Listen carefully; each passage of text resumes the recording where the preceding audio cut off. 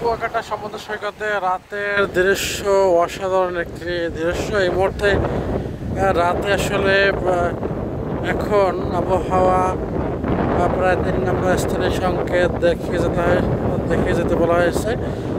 সেই কারণেও কিন্তু আসলে এই কুয়াকাটা পর্যটন এরিয়া কিন্তু পর্যটকদের আনাগোনা বৃদ্ধি পেয়েছে, কারণ এখন এই মুহূর্তে সাগর উত্তাল সাগরে ঢেউ দেখার জন্য অনেক পর্যটক কিন্তু ইতিমধ্যে ঢাকা সহ বাংলাদেশের বিভিন্ন জেলা থেকে এখানে উপস্থিত হয়েছেন এবং তারা উপভোগ করছে সাগরের বিশাল বিশাল ঢেউ উপভোগ করছে।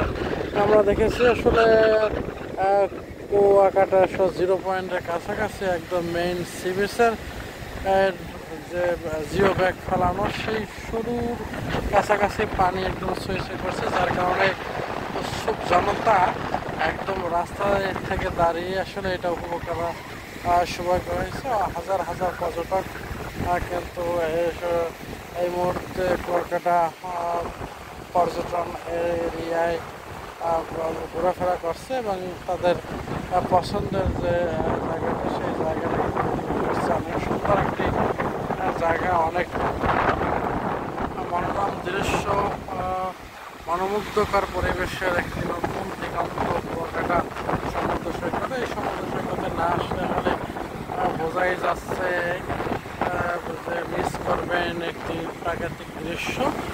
বিশেষ করে সাগর উত্তাল থাকার কারণে এই মুহূর্তে যে গর্জন, যে সাউন্ড, যে ঢেউ, বিশাল বিশাল ঢেউ কিন্তু এই কুয়াকাটার যে কুল ঘেঁষে আসছে পড়ছে এবং সেটা কিন্তু দেখার জন্য পর্যটকরা ভিড় করছে।